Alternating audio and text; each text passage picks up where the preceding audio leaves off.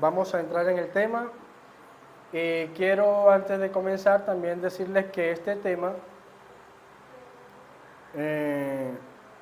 vamos a tratar de la esperanza, no solamente de la segunda venida de Cristo, sino de la esperanza de la resurrección. Porque hay muchas doctrinas que tenemos, doctrinas bíblicas, que destruyen por completo la teoría o la creencia del infierno o de la inmortalidad del alma. ¿Sí? Nosotros, según este versículo, tenemos la esperanza en que Cristo va a venir por un pueblo y que va a ir a morar con él por la eternidad. Antes, no. La persona muere y queda allí en el sepulcro esperando o resurrección o condenación eterna, que vamos a estudiar, que esta condenación eterna que menciona la Biblia no es que van a estar quemándose por la eternidad, sencillamente es muerte eterna. Esa es la consecuencia final del pecado. Entonces,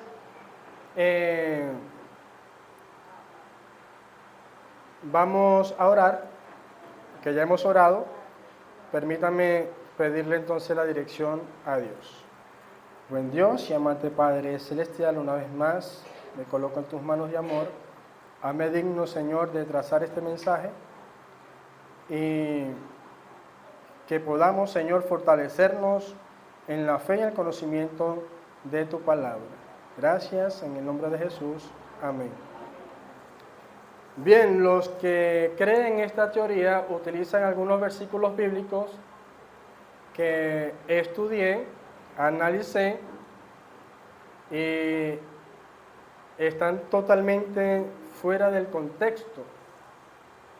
Y este pequeño estudio va a ser un poco diferente al que ya hemos estudiado anteriormente, porque lo vamos a basar en la esperanza de la salvación.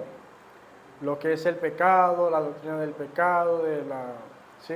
Eso contradice todo del juicio. Estudiamos trimestre pasado cómo el juicio destruye por completo la creencia de que la persona muere y va directamente al cielo o al infierno, porque hay un juicio, tenemos que esperar ese momento. Bien, también quiero decirles que aparté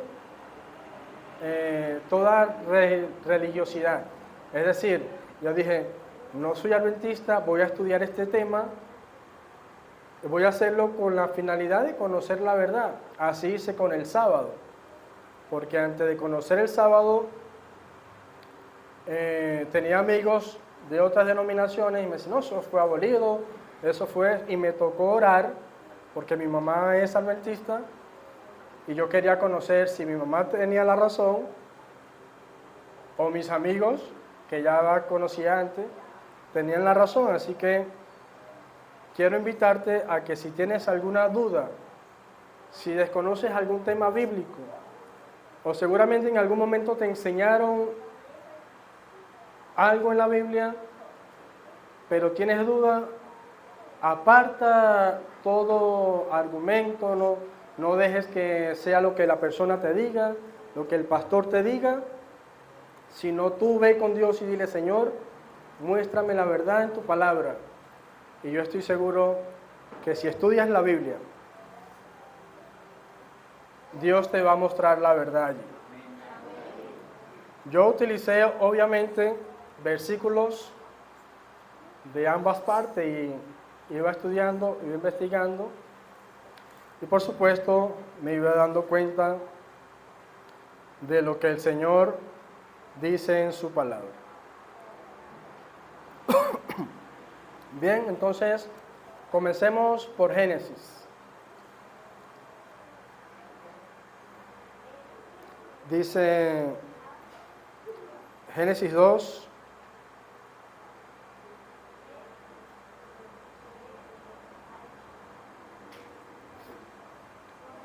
y tomó Dios el hombre y lo puso en el jardín del Edén para que lo cultivase y lo guardase. Y Dios, el Señor, mandó al hombre, puedes comer de todo el árbol, pero del árbol del conocimiento del bien y del mal, no comerás de él. Porque el día que comas de él, ciertamente, ¿qué cosa? Morirás. Esta palabra morirás, ¿qué significa? Dejará de existir, no tendrás más vida. Recordemos para avanzar que cuando el hombre fue creado, Dios tomó polvo de la tierra y sopló a su nariz, ¿qué cosa? Aliento de vida. No dice un alma de vida. ¿O sí dice? Dice aliento de vida. Y déjenme decirte que yo creo que con esta sola palabra y este versículo podríamos terminar destruyendo esta teoría, porque ese mismo aliento de vida con que fue creado Adán y Eva, lo tenemos tú y yo, buenos y malos. ¿Sí? ¿Sí o no? Y si el bueno muere y el malo muere, ese aliento de vida vuelve a Dios quien lo dio, y la carne que fue hecha del polvo de la tierra vuelve a la tierra. Eso lo sabemos. Yo creo que allí podríamos terminar y ya sabemos que cuando el Señor dijo, ciertamente morirás, iba a morir. Ahora, ¿por qué no murieron? Bueno, porque Cristo trazó un plan de salvación y lo podemos mirar de aquí mismo desde Génesis, desde el capítulo 3, establece allí una profecía mesiánica y podemos ver cómo Cristo vino y murió en lugar nuestro y resucitó dándonos la esperanza de la vida eterna. Así pues, hermanos, podemos ir al libro de Eclesiastés y muchos otros versículos donde dicen que los muertos nada saben. El vivo, Eclesiastés 9:5, los que viven saben que han de morir, pero los muertos nada saben, su memoria es puesta en el olvido. No tienen más parte de lo que pasa aquí debajo del sol. Su odio, su amor, todos sus sentimientos perecen. Porque, hermanos, cuando el hombre tomó vida por ese aliento que Dios le sopló en su nariz. Antes el hombre era un muñeco de barro y no tenía conciencia, así que Dios no tenía espíritus por allí en el cielo y dijo, bueno, vengan ustedes, van a formar parte de los cuerpos de Adán y Eva y de allí todo el que nazca de ellos, ustedes van allí impartiendo. No, así no es. Ese aliento de vida de Dios es impartido a través de él en el momento en que el niño se va formando, ¿sí? Ahora es interesante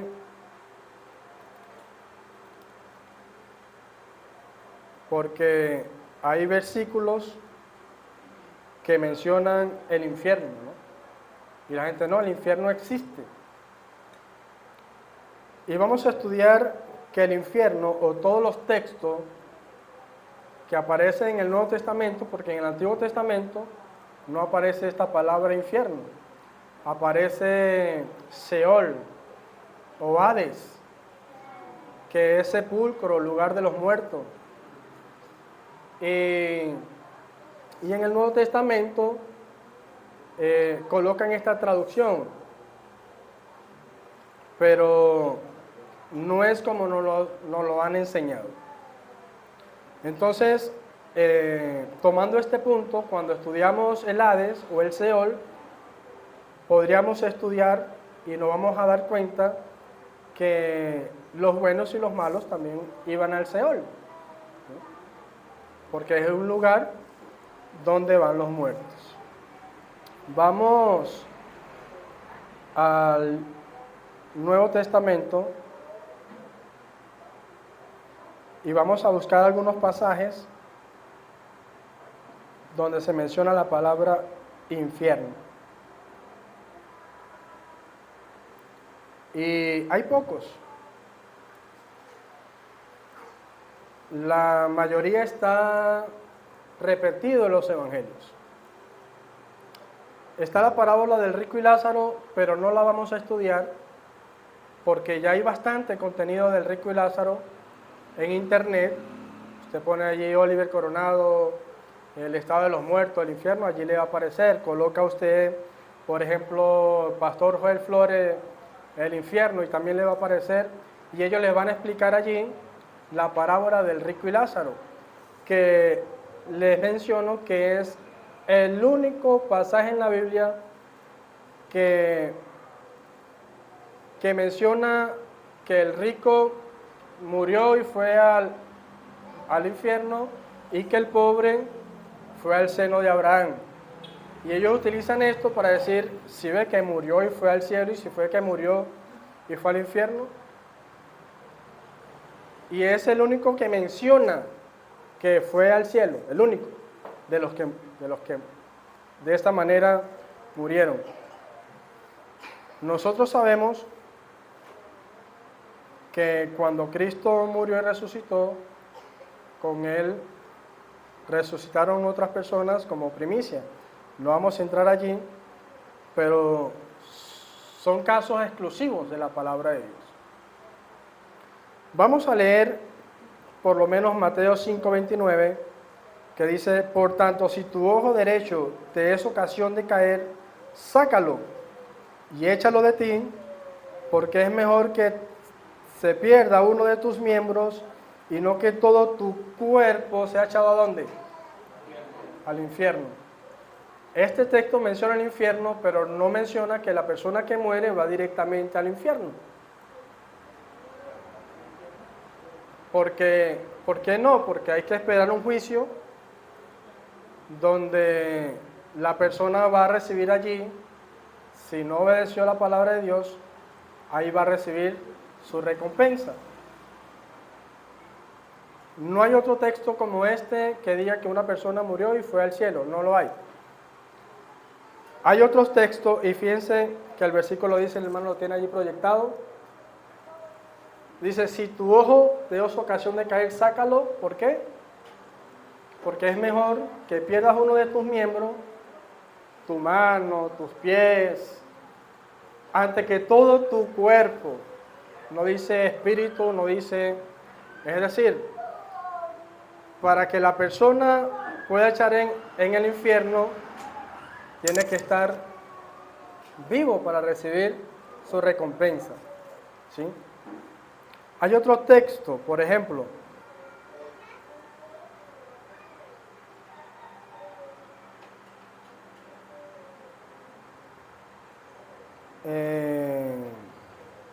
Marcos 9:43, por ejemplo, dice igual: si tu mano te fuera ocasión de caer, córtala.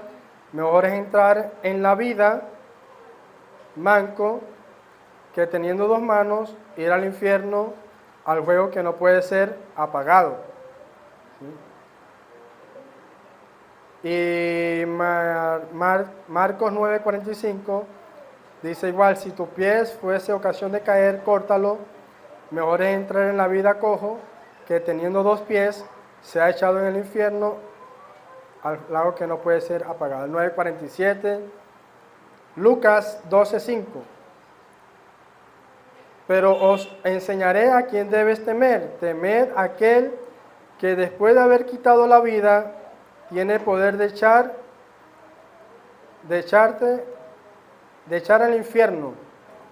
Si no os digo a este, temed. En estos versículos mencionan el infierno como un lugar de castigo, ¿sí?, donde el fuego no se apaga, pero no quiere decir que es cuando la persona se muere, sino cuando Cristo, mejor dicho, después del milenio de Apocalipsis. es que ellos van a recibir su recompensa. Vamos al libro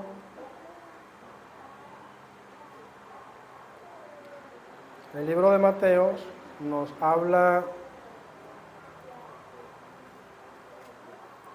de, creo que es Mateo 24.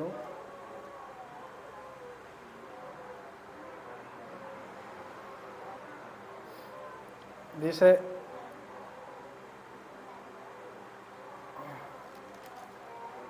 aquí está, Mateo 25, perdón. Dice, cuando el Hijo del Hombre venga en su gloria y todos los ángeles con él, entonces se sentará en su trono de gloria y serán reunidas ante él todas las naciones, y separará los unos de los otros como el pastor separa las ovejas de los cabritos. Pondrá las ovejas a su derecha y los cabritos a la izquierda. Entonces el rey dirá a los de su derecha, venid, benditos de mi Padre, heredad el reino preparado para vosotros desde la fundación del mundo. Y dice, porque tuve hambre, me diste de comer, tuve sed, fui forastero y me recibiste. Tuve desnudo y me cubriste, enfermo y me visitaste. Estuve en la cárcel y viniste a mí. Entonces los justos responderán, Señor, ¿cuándo te vimos hambriento y te sustentamos, o sedientos y te dimos de beber? ¿Cuándo fuimos forasteros y te recibimos, o desnudo y te cubrimos? ¿Cuándo estuvimos enfermos o en la cárcel y fuimos a verte? Y el rey les dirá, os aseguro que en cuanto hiciste a uno de estos hermanos más pequeño, a mí lo hiciste. Entonces a lo de la izquierda les dirá, apartados de mí, malditos, al fuego eterno, preparado para el diablo y sus ángeles, porque tuve hambre y no me diste de comer. Tuve sed y no me diste de beber. Fui forastero y no me recibiste. Desnudo y no me cubriste. Enfermo y en la cárcel y no me visitaste. Y ellos también responderán, Señor, cuando estuvimos sediento o hambriento, forastero, desnudo o enfermo en la cárcel y no te servimos.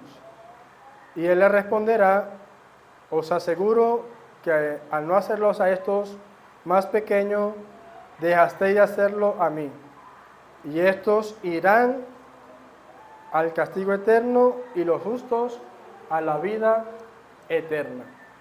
Entonces, según Jesús, estos textos, ¿cuándo va a ser este acontecimiento? Comenzando lo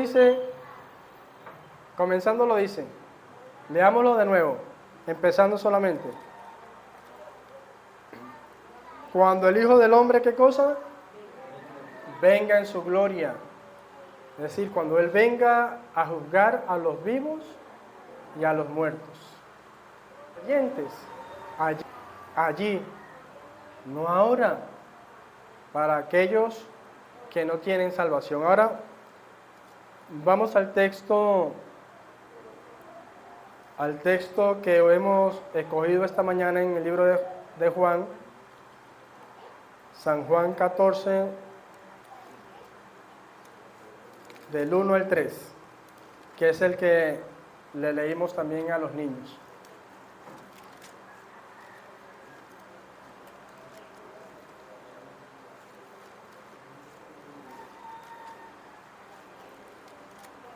Dice, no se turbe vuestro corazón, creen en Dios, creed también en mí. En la casa de mi Padre hay muchas moradas. Si así no fuera, yo os lo hubiera dicho. Voy pues a preparar lugar para vosotros. Y si me fuere y os preparare el lugar, vendré otra vez, para que donde yo esté, vosotros también estéis.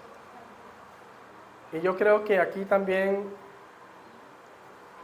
podríamos con este versículo destruir las creencias del infierno, porque si la persona que muere está en el cielo, imagínense ustedes esta promesa, pero morimos nosotros y supuestamente vamos al cielo y llega la hora del juicio, el milenio, y el Señor, llega la resurrección y el Señor, vamos, tengo que resucitarlos para traerlos de nuevo.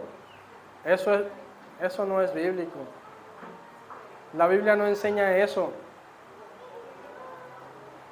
La Biblia enseña que para los justos Cristo va a venir, que así como Él resucitó, mire, Primera de Tesalonicenses 4:13.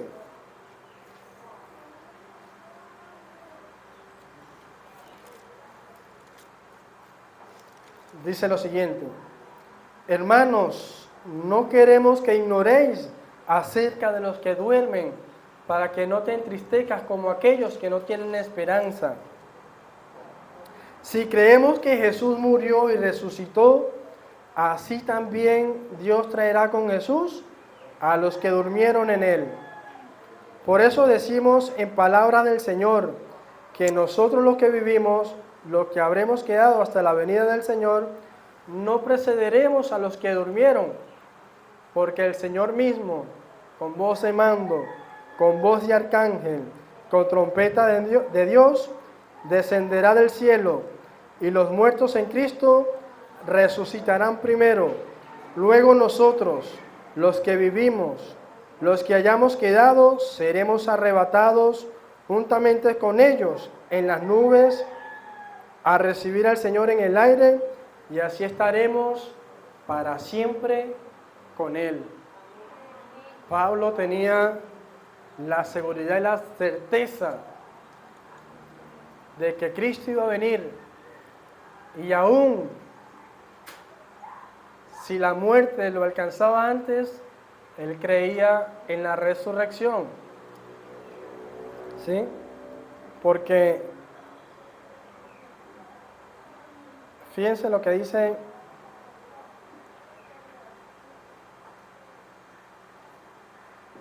la palabra de Dios.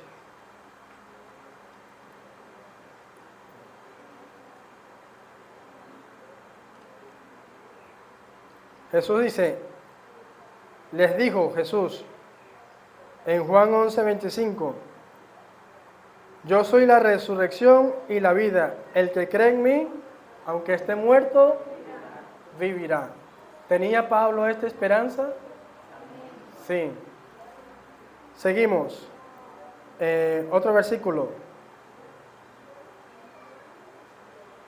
Lucas 20:35. Mas los que fueron tenidos por dignos de alcanzar aquel siglo, la resurrección de entre los muertos, ni se casan ni se dan en casamiento. Habla allí de una trampa que le habían colocado los saduceos en el contexto, pero Jesús les dijo, en aquel siglo, en la resurrección, ni se casan ni se dan en casamiento, pero habla de la resurrección, va a haber una resurrección.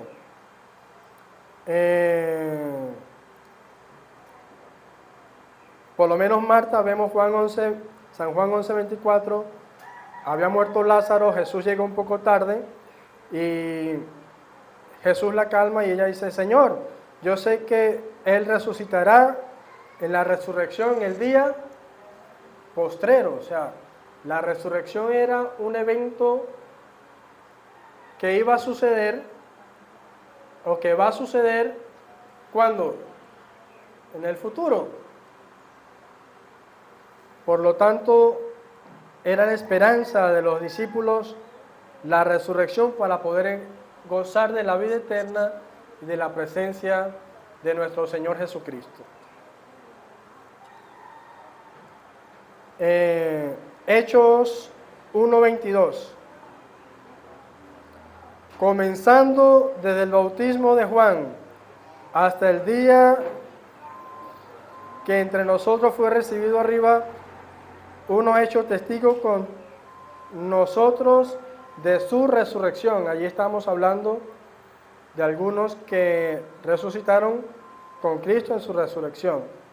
Hechos 2:31 dice, viéndolo antes, habló de la resurrección de Cristo, que su alma no fue dejada en el Hades, ni su carne vio corrupción.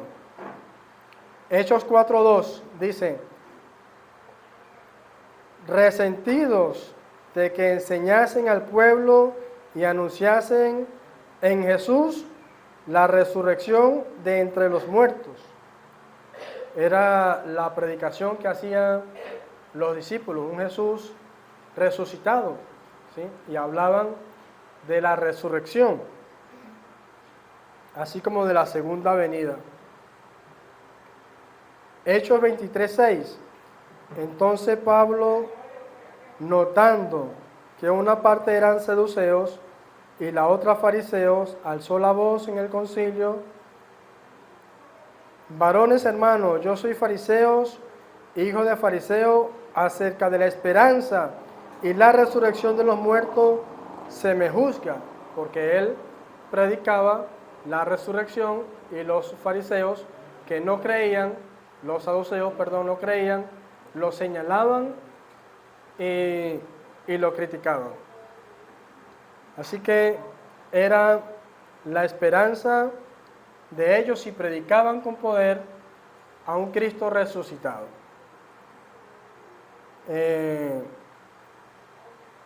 Apocalipsis 20:5 dice, pero los otros muertos no volvieron a vivir hasta que se cumplieron 1000 años.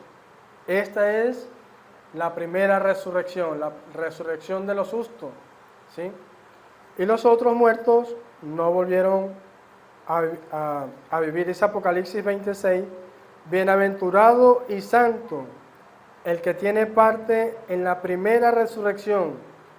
La segunda muerte no tiene potestad sobre esto, sino que serán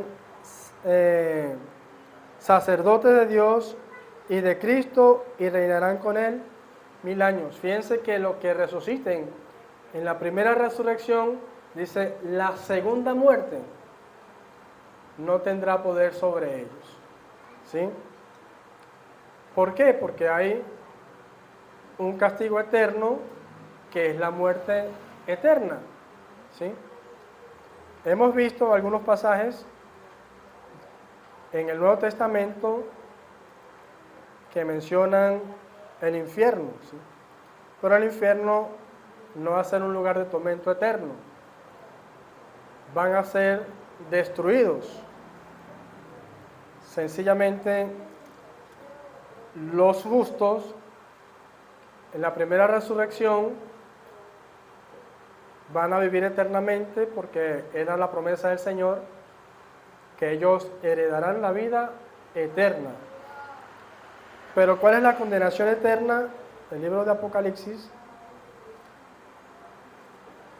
también nos menciona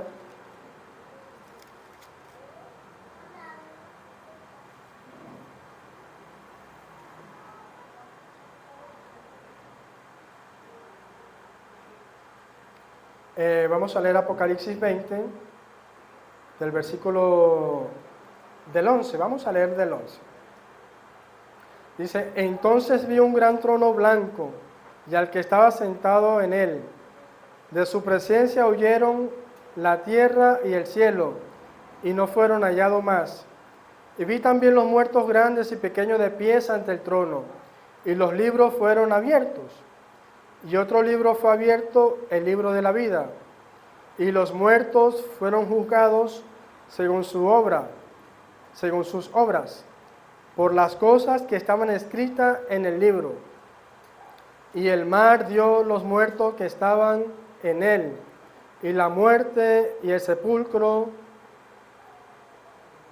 dieron los muertos que estaban en ellos, y cada uno fue juzgado según sus obras. Y la muerte y el sepulcro fueron lanzados al lago de fuego. Esta es la muerte, ¿qué dice? segunda. Porque más adelante y en otros versículos sí menciona fuego eterno, porque el fuego es eterno, pero el alma o nosotros no somos eternos. Dios es eterno. Nosotros no somos inmortales, somos mortales. Por eso los impíos, aquel que no se arrepienta, tendrá su parte en el lago que arde con fuego y azufre, dice Apocalipsis 17, dice que los hechiceros, los fornicarios, los idólatras, tendrán su parte, ¿sí? Los mentirosos, tendrán su parte. ¿Por qué? Porque no es eterno, porque Dios no quiere destruir al ser humano, Dios quiere destruir el pecado. Y tristemente las personas que no se apartan del pecado van a sufrir las consecuencias del pecado, que es la muerte eterna, porque la paga del pecado es la muerte. Así que, querido amigo, ¿hay alguna visita en este lugar? Si alguna vez has escuchado y te han dicho arrepiéntete porque te vas a ir para el infierno, porque el rico está en el infierno y los que mueren y no aceptan a Cristo se van directo al infierno, esto no es bíblico, no es justo, y eso lo saben los evangélicos que predican esto. Ellos dicen Dios es amor, pero también es un Dios justo, de juicio y de justicia, pero no es justo que los que han muerto en el pasado por X delito o pecado estén pagando allí una condena y por ejemplo otro que muera unos días antes que Cristo venga, ya no es justo. ¿Hay justicia allí? No, no hay justicia allí. La paga del pecado es la muerte y todo el que no acepta a Cristo va a recibir la misma condenación, que es la muerte eterna. ¿Sí? Así que, hermanos queridos, con toda sinceridad oré, le pedí al Señor y estudié otros textos del Antiguo Testamento, pero la verdad no encontré que los que murieron en aquel tiempo estén ahora en un lugar de tormento si no se arrepintieron o en el cielo. Porque ni siquiera Abraham, la parábola menciona a Abraham en el cielo, y el libro de Hebreos 11 menciona que Abraham aún está esperando allí su recompensa. Daniel el profeta, el Señor le dijo, Daniel, cierra el libro que es para el tiempo del fin. Tú ve, descansa y al final del tiempo te levantarás y recibirás tu recompensa. Daniel está muerto esperando la resurrección de los justos.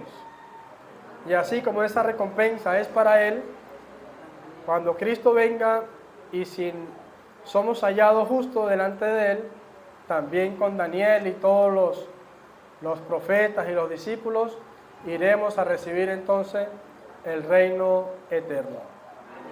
Que el Señor nos bendiga y nosotros seguimos, como dice Tito 2:13, aguardando la bienaventuranza y la manifestación gloriosa de nuestro gran Salvador, el Señor Jesucristo. Amén.